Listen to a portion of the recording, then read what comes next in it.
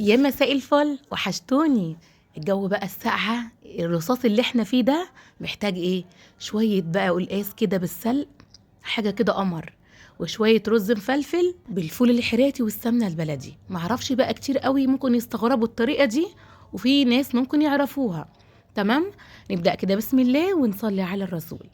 قشرت القلقاس وخرطته معاه، دي تخريط سهل قوي بسيط يا بنات. بالشكل ده يطلع معاكي كله كده مكعبات وشكل بعض. السلق بقى لسه جايباه من الارض كده من تحت، جنب مني بقى حواليا زراعه اصلا، فاخضر ولسه جاي دلوقتي من الفلاحين، حاجه كده قمر. خلصت بقى كده ايه كميه القلقاس. في ناس بتحطها كده في الفوطه مثلا وتطبخ على طول. في ناس تغسله بالميه المغليه. انا بعمل الاتنين، ساعات دي وساعات دي ما اكون مستعجله. انا بقى المره دي هنغسله بالميه المغليه وننقعه شويه على ما نحضر بقيه الاكل. هنا اللحمه خلاص اتسلقت معايا، حطيت لها الملح بتاعها تاخد غلوه. هنا بقى بوريكم الاجواء. عايزه اقول لكم في اليوم ده كان رصاص، شايفين الجو مغيم جدا. هنا بقى علقت كده ميه لسليق الرز. ده الرز المفلفل بالفرن الحراتي بالسمنه البلدي. حطينا كده الحله، زودي كده قعد الميه عشان الرز كده يتفلفل كده ويبقى حلو ما يبقاش معجن. وهنا الفول بقى طلعته من التلاجة، كنت انا مجهزاه من بالليل يعني. هغسله كام غسله كده واشطفه واحطه بقى كده في الحله ويتسلق. نديله بقى رشه ملح، يسلق سلق عادي خالص. هنا الميه خلاص على وشك الغليان. هنغسل بقى الرز بتاعنا، طبعا منقياه ومنضفاه معايا زي الفل. لازم بقى تغسلي كذا غسله كده علشان في السليق بتاعه، وبعد التصفيه يبقى ابيض جدا معاكي كده وزي الفل. اغسله كده كام غسله. انا غسلته كده وخليته زي الفل وكمان صفيته. هنا بقى القلقاس كنت حاطه في الكاتل ميه كده مغليه، هنقعه كده في الميه المغليه شويه، وبعد كده ناخده نغسله برده بميه دافيه كده او فطره. كذا غسله كده تحت الحنفيه، ونخليه كده ننزل منه اي مزلقه اي حاجه منه، يبقى معايا كده فل. طلعت بقى الكبه كده، هاخد ورق بتاع السلق وشويه كزبره، كزبره خضراء. هنا الفول خلاص لقيته استوى معايا، طفيت النار وشلت الحله وصفيته. يبقى كده جاهز معايا. هصفيه بس في المصفى ومش هشطفه. الميه كده خلاص قلبت معايا، سقطت الرز، معلقه ملح كده حلوه مليانه كبيره، وهقلب بقى في الرز كده، هديله 3/4 تسويه، مش عايزه سوا كامل. ايدي فيه كل شويه اقلب الرز، والنار تكون عاليه، واول ما ياخد 3/4 تسويه اصفيه على طول. هنا بقى في الكبه بتاعتي كده او الخلاط، هاخد الورق بس بتاع السلق،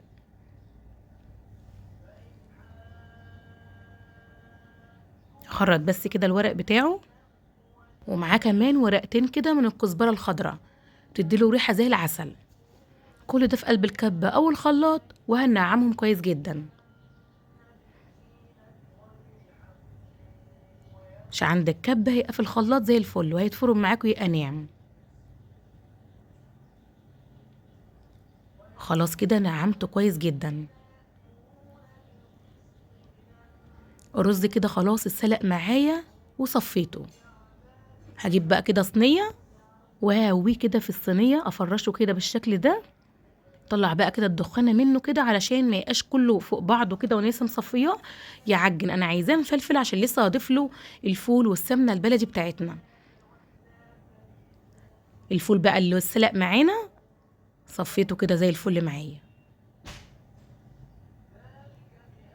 جربوا الطريقه دي، الناس اللي ما تعرفهاش تجربها وتدعي لي بقى دعوه حلوه. هتاكلي شويه رز كده قمر. السمنه البلدي بقى لسه هنسخنها كده على النار الاول. بس تعالي كده نشوف بس القلقاس كده على ما الرز بتاعنا يهدى شويه. نسقط بقى القلقاس كده في الشوربه، وننزل بقى مكعب كده ماجي. نخلي بقى النار كده وسط، مفيش 3-4 دقايق هتلاقي القلقاس معاكي عجميه.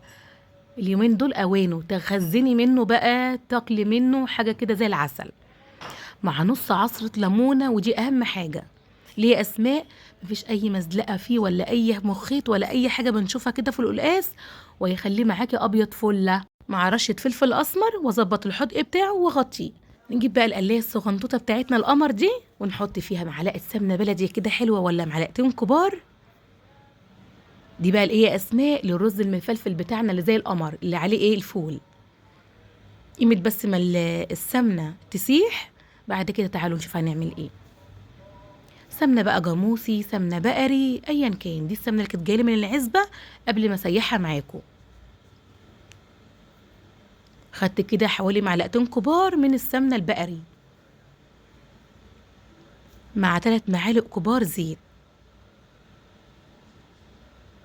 خلاص كده السمنة هي هتفك معايا كده زي الفل. اطفي بقى النار على الفول بقى كده بالمعلقة ايه نرشرش بقى من السمنة البلدي كده، ونقلب بقى الرز المفلفل بتاعنا حباية حباية. كان نفسي يبقى في حاجة كده تواصل كده بين شم الرائحة بتاعت الأكل كده، تشموا ريحة الرز ده حاجة كده قمر. شوية رز مفلفل بالفول الحراتي والسمنة البلدي عسل. نقلب بقى كده كله مع بعضه ميكس كده كده جاهز معايا الرز.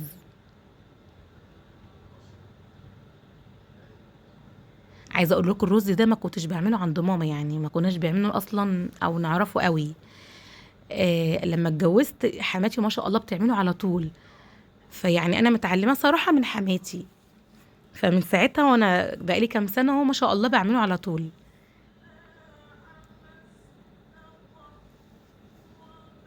كده معايا جاهز. نجيب بقى الحله ونفضيه ايه نرده تاني في الحله بتاعته ونغطيه.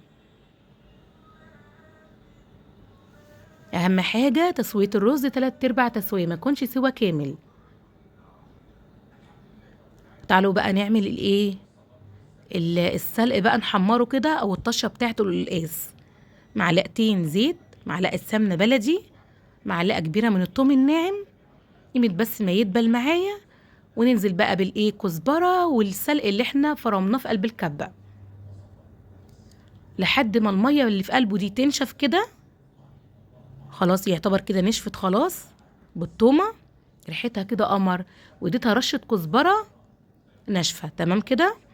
القلقاس هنا عجميه، انا سقطت في قلبه اللحمه. ننزل بقى كده بالطشه بتاعتنا الثومه والكزبره والسلق ورشه الكزبره، غلوتين 3 اطفي النار. خلاص كده استوى معايا. جربوا بقى طريقه القلقاس والرز دي هتعجبكم جدا، انا واثقه ومتاكده، حاجه كده قمر. ايه رايكم بقى؟ حاله قلقاس كده بالسلق تدفي في الشتاء والرعد اللي احنا فيه ده، ولا شويه الرز بقى المفلفل القمر دي. في ناس كتير قوي استغربوها وانا عارفه اما يتفرجوا على الفيديو، بس جربي الطريقه هتعجبك جدا. يلا بقى بتتابعيني من اني بلد. اشوفكم ان شاء الله في فيديو جديد في حفظ الرحمن. سلام عليكم.